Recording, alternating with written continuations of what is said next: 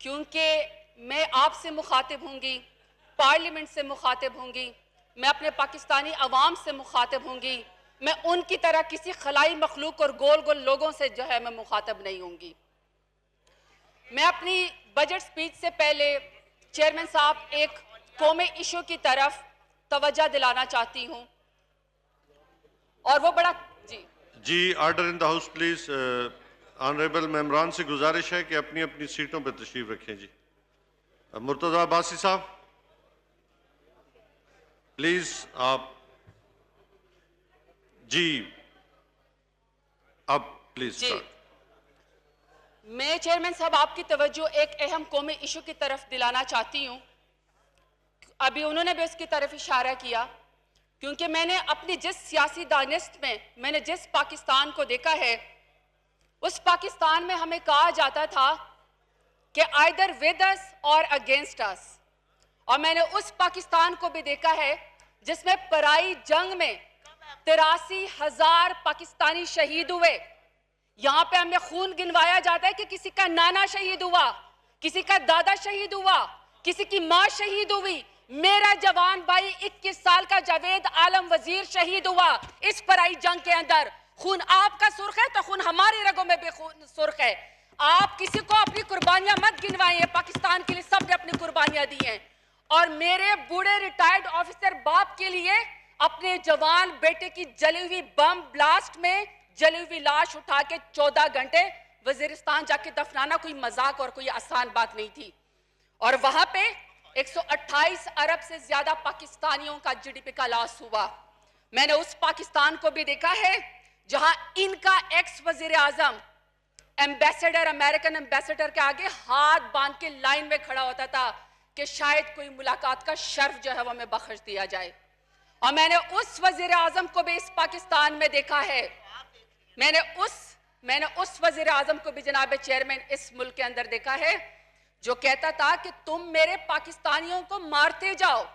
तुम मेरे पाकिस्तान पे ड्रोन हमले किए जाओ, मैं सिर्फ खाली लफ्जी जो है मैं उसके खिलाफ बोलूंगा, सिर्फ लफ्जी जरिए बोलूंगा। और मैंने आज का पाकिस्तान भी देखा है। जनाब चेयरमैन, मुझे फख्र है कि मैं उस प्राइम मिनिस्टर इमरान खान की जमात का हिस्सा हूं जिसने 9 साल पहले वाना में खड़े होके ड्रोन अटैक्स के खिलाफ जो रैली निकाली, वहां पे खड़े होके कहा था कि मैं किसी पराई जंग का हिस्सा नहीं बनूंगा, हम किराए के कातिल नहीं बनेंगे। मुझे उसका भी फख्र है अपने प्राइम मिनिस्टर इमरान खान का कि जब उन्होंने पुलवामा अटैक के बाद कहा था हिंदुस्तान की आंखों में आंखें डाल के कि अगर तुम खुदा न ख्वास्ता पाकिस्तान की सरजमीन पे हमला करोगे तो मेरे पास और कोई ऑप्शन नहीं सिवाय ला इलाहा इल्लल्लाह के। मुझे इस बात के ऊपर भी जरूर फख्र होना चाहिए कि जब CIA का डायरेक्टर आता है और प्राइम मिनिस्टर से मिलने की कोशिश करता है, जिधर इनका वजीर आजम हाथ बांध के अमेरिकन एम्बेसडर के आगे खड़ा होता था मुलाकात के लिए, वहां मेरा प्राइम मिनिस्टर कहता है कि मैं अपने हम मनसब से बात करूंगा और तुम अपने हम मनसब से बात करो। मुझे जरूर फख्र है कि जब फॉरेन एजेंसी का एंकर उनसे सवाल करता है कि क्या तुम अपनी सरजमीन को अफगानिस्तान के खिलाफ इस्तेमाल करने दोगे, क्या तुम अपने अड्डे CIA को दोगे अफगानिस्तान के खिलाफ, तो मेरा प्राइम मिनिस्टर कहता है कि डेफिनेटली नॉट। ये है वो पाकिस्तान चेयरमैन साहब, ये है वो पाकिस्तान जिसका वादा और जिसका ख्वाब हमने 26 साल पहले अपने पाकिस्तानियों को दिखाया था कि अब हम सर उठा के चलेंगे, सर झुका के नहीं चलेंगे। और अब सर उठा के चलने का टाइम हो गया, क्योंकि ये प्राइम मिनिस्टर इमरान खान की हुकूमत और लीडरशिप है। और मुझे खुशी है कि जिससे भी अपने हल्के में मिलो वो कहता है खुदा की कसम पहली दफा अपने पाकिस्तानी होने पे फख्र महसूस हो रहा है, ग्रीन पासपोर्ट की पहली दफा इज्जत हुई है।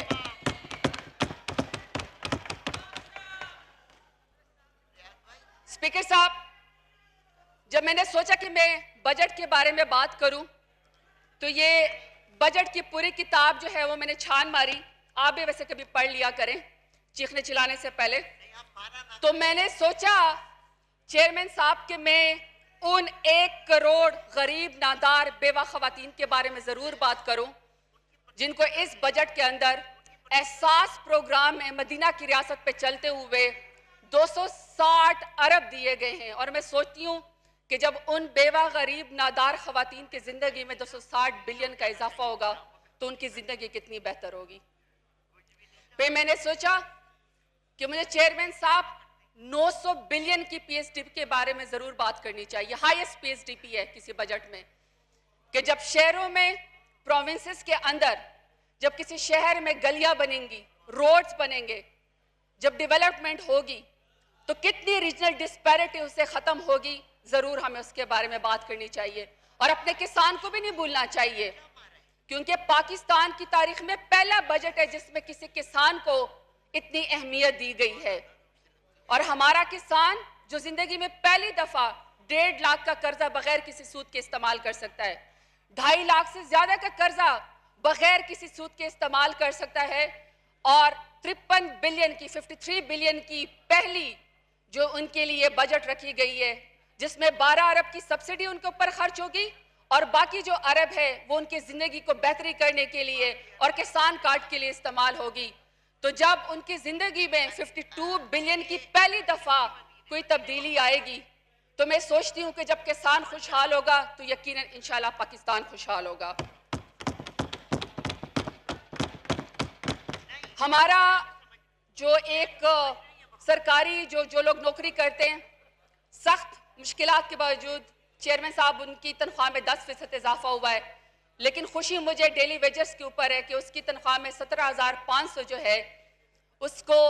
20,000 बढ़ा दिया गया है। यकीनन उसकी जिंदगी में जो है इससे बेहतरी आएगी। स्पीकर साहब, 10 करोड़ पाकिस्तानियों के बारे में भी हमें जरूर बात करनी चाहिए, क्योंकि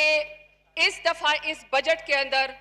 उनको 10 अरब डॉलर की रकम से जो है वो वैक्सीनेट किया जाएगा। तो यकीनन जो पाकिस्तान की हुकूमत उनको वैक्सीनेट जो है बगैर किसी पैसे के कर रही है, तो यकीनन उनकी जिंदगी और हेल्थ जो है वो जरूर बेहतर होगी। स्पीकर साहब, अगर मैं अपनी स्पीच के अंदर मौसमियाती तब्दीली का जिक्र ना करूं तो यकीनन ये ज्यादती होगी। और यकीनन आपके माहौलियात की फिक्र नहीं थी, फजूलियात की फिक्र थी। मैं बड़े अच्छी तरीके से जानती हूँ। आप अपनी फजूलियात पर तवज्जो दें, हम अपनी माहौलियात पर तवज्जो देंगे। तो स्पीकर साहब, हमारे जो मौसमियाती तब्दीली है वो सारी दुनिया को पता है कि पाकिस्तान उन 10 ममालिक में से शामिल है जिनको मौसमियाती तब्दीली को या क्लाइमेटिक चेंजेस की वजह से सबसे ज़्यादा थ्रेट है और वल्नरेबल है क्लाइमेट इंडेक्स के अंदर। और एक अंदाजे के मुताबिक मौसमियाती तब्दीली की वजह से पाकिस्तान जो है 3.8 बिलियन US डॉलर का नुकसान जो है वो उठा चुका है और 2 बिलियन डॉलर का सालाना मौजूदा जो है वो नुकसान उठा रहा है। ये एक सर्वे कहता है। इसमें 170 से ज्यादा पाकिस्तान के अंदर एक्सट्रीम ऐसे इवेंट हुए हैं जिसमें एक तरफ हमारे ग्लेशियर पिघल रहे हैं, दूसरी तरफ हमारे दरिया सूख रहे हैं, एक तरफ हमारे यहाँ खुश्क साली और कहत साली है, लेकिन अगर दूसरी तरफ देखें तो सैलाब ने जो है हमारे मुल्क में तबाहकारियां मचाई हुई है। तो स्पीकर साहब, एक तरफ पाकिस्तान थ्रेटेंड है सबसे ज्यादा क्लाइमेट इंडेक्स में, हमारी जानें भी गई लोगों की, हमारे जो है वो खड़ी फसलों को जो है वो तबाही भी हो रही है, हीट वेव्स भी हमारे मुल्क में आ रहे हैं, लेकिन इसके बावजूद पिछली हुकूमतों ने बाय डिजाइन डिफॉरेस्टेशन की, जंगलात की जमीनों पे कब्जे किए गए और टिम्बर माफिया को और स्मगलर माफिया को इनकी हुकूमतों ने प्रोटेक्शन दी। यानी एक तरफ तो पाकिस्तान सबसे ज्यादा क्लाइमेट इंडेक्स में सबसे ज्यादा थ्रेटियन है, दूसरी तरफ इनकी तवज्जो जरा फरमाएं और मैं आपको जरा फिगर देती हूं और ये ऑन चैलेंज है, ये चैलेंज कर सकते हैं कि एक तरफ पाकिस्तान सबसे ज्यादा जो है वो नुकसान उठा रहा है, बलोचिस्तान में 1200 फुट से नीचे पानी चला गया है। दूसरी तरफ जरा आप देखें कि इनकी तरजीहात देखें कि 2014-15 में इन्होंने मौसमियाती तब्दीली को जो टोटल बजट दिया वो 2.5 करोड़ दिया, 2015-16 में 3 करोड़ 97 लाख और 2016 में 2 करोड़ 70 लाख। इसलिए तो मैं आपको चेयरमैन साहब कहती हूं कि जो सबसे ज्यादा अहम मिनिस्ट्री थी जिसको इनको सबसे ज्यादा बजट देना चाहिए था वो 2 करोड़ 70 लाख पे खत्म हुआ। इसलिए तो मैं कहती हूं कि इनकी जो तरजीहात थी वो माहौलियात नहीं फजूलियात ही थी। हमारी अब जो मुझे इस बजट में मैं प्राइम मिनिस्टर इमरान खान की पॉलिटिकल विजन का और उनकी पर्सनल कमिटमेंट का शुक्रिया अदा करती हूँ कि जो बजट 2,70,00,000 पे ख़त्म हुआ उसको जनाब चेयरमैन साहब इस मुल्क के लिए 14.5 अरब के अंदर हाईएस्ट के ऊपर जो है वो पहुंचाया गया, क्योंकि प्राइम मिनिस्टर इमरान खान इनकी तरह इलेक्शन का नहीं सोचते, वो इनकी तरह वोट बैंक का भी नहीं सोचते और इनकी तरह खाली फीते काटने का भी नहीं सोचते, वो आने वाली नस्लों के लिए एक सेफ पाकिस्तान को सोचते हैं। 2013 में चेयरमैन साहब जब हमने मंसूबा शुरू किया 10 बिलियन ट्री सुनामी का,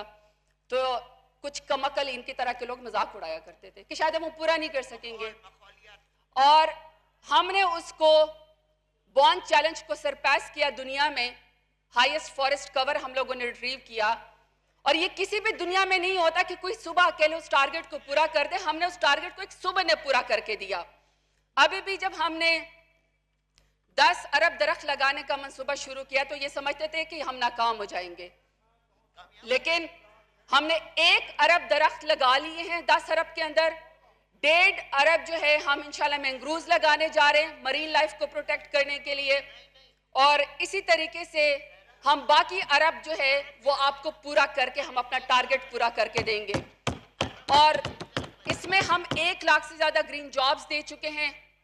और इंशाल्लाह हाईएस्ट फॉरेस्ट कवर इससे आएगा, और उसकी जो एक्नॉलेजमेंट है वो चेयरमैन साहब जो वर्ल्ड एनवायरनमेंट डे की जो कॉन्फ्रेंस थी यूएनएफ की तरफ से, यूनाइटेड नेशंस की तरफ से, ये हमारी बहुत बड़े एजाज की बात है कि पाकिस्तान की इस कमिटमेंट को, Pakistan as a green ambassador, Pakistan के वकार में इजाफा भी हुआ और हमें इजलास की मेजबानी भी दी गई, और प्राइम मिनिस्टर इमरान खान को सदारत का भी जो है वो शर्फ हासिल हुआ। लेकिन जनाब चेयरमैन साहब, यहाँ तक अभी 14.5 अरब पे हमारा जो हाईएस्ट बजट गया, या हम जो 10 बिलियन ट्री सुनामी लगाने जा रहे हैं, या फिर हमने क्लीन ग्रीन पाकिस्तान शुरू किया, ई व्हीकल पॉलिसी शुरू की, रिचार्ज पाकिस्तान शुरू किया, क्लाइमेट स्मार्ट एग्रीकल्चर शुरू किया, प्लास्टिक बैग्स बैन शुरू किया, इसके बावजूद भी 90 अरब आने वाले 10 डेमो के लिए इस बजट के अंदर रखे गए हैं। और आप चेयरमैन साहब अंदाजा लगाए कि जो लोग मेरी तरह हलकों से इलेक्शन जीत के आते हैं, उनको पता है कि अगर हमारे हलकों में 90 अरब के जो है वो फंड लगा दिए जाएं तो हम कितनी डेवलपमेंट के साथ कितनी जो है वो सीटें जो हैं हम इलेक्शन के अंदर जीत सकते हैं। लेकिन प्राइम मिनिस्टर इमरान खान चूंकि आने वाली नस्लों का सोचते हैं, वो इलेक्शन का नहीं सोचते, उनका विजन डिफरेंट है, वो फूड सिक्योरिटी का सोचते हैं। उन्होंने सोचा कि कितने लाखों एकड़ जमीन सैराब होगी, कितना हमारा किसान खुशहाल होगा, कितने उससे जो है फूड सिक्योरिटी बेहतर होगी। और यकीन करें चेयरमैन साहब, ये डिसीजन जो है ये कोई सियासतदान नहीं कर सकता, ये यकीनन जो है एक बहादुर लीडर कर सकता है, और वो प्राइम मिनिस्टर इमरान खान है। मेरा ख्याल है चेयरमैन साहब ज्यादती होगी अगर मैं, चेयरमैन साहब मेरा इतना तो हक है, आखिर इलेक्शन जीत के आई हूँ और इनके अवैस लगारे को इनके मैदान में हरा के आई हूँ, इतना तो मेरा हक है। अगर मैं उस्मान बुज़दार साहब की कारकर्दगी का जिक्र ना करूं, क्योंकि उनको तो 13 साल से पीएमएलएन की तरह उनको तो किसी ने सिंध हुकूमत को एनआरओ तो नहीं दिया हुआ ना, वो तो हर रोज कटहरे में खड़े होते हैं, वो तो हर रोज जवाब देते हैं। बड़ा खूबसूरत बजट उन्होंने पेश किया जिसमें एजुकेशन को और हेल्थ को जो है वो प्रायोरिटी दी गई। मैं बहुत खुशी का भी इजहार करती हूँ और मैं उनका शुक्रिया भी अदा करती हूँ कि स्पीकर साहब की जहाँ से मैं इलेक्शन लड़ के आई डेरा गाजी खान से, वो फ्यूडल्स का इलाका है, वो जागीरदारों का वडेरों का इलाका है, उनके क्लैंस बने हुए हैं। या तो एक क्लैन जीतता है या फिर दूसरी बरादरी जीतती है, तीसरा बंदा वहां पे चिड़िया पर भी नहीं मार सकती है। लेकिन डेरा गाजी खान के लोगों ने धी रानी मुझे कहा, अपनी बेटी कहा, और उन्होंने मुझे वोट दिया और मुझे 80,000 से ज्यादा वोट से जितवाया। मैंने उनसे वादा किया था कि हम इनका बदमाशी में मुकाबला नहीं कर सकते, हम इनका बदतमीजी में मुकाबला नहीं कर सकते, हम इनका गाली गलोच में मुकाबला